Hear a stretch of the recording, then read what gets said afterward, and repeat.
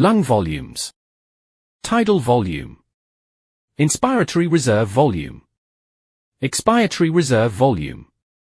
And residual volume. What are lung volumes? Lung volume is the amount of air in the lungs at a given time during the respiratory cycle.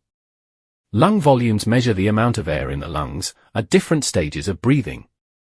These volumes are measured during a pulmonary function test, which can help diagnose respiratory conditions. The primary lung volumes include tidal volume. It is the air in lungs during normal breath. Inspiratory reserve volume. It is the extra inhaled air. Expiratory reserve volume. It is the extra exhaled air. Residual volume.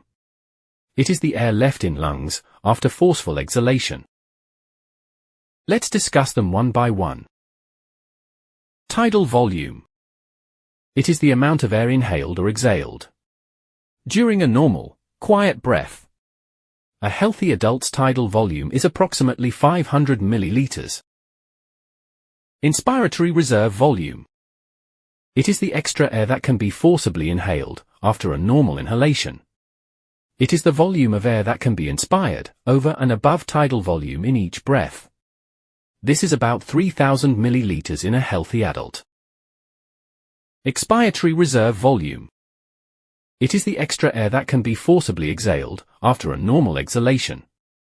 It is the extra air that can still be exhaled after exhalation of tidal volume.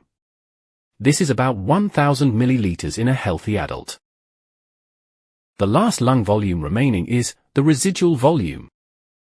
It is the amount of air that remains in the lungs even after a maximal exhalation.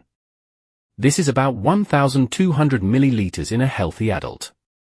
It prevents the lungs from collapsing. It cannot be measured by spirometry.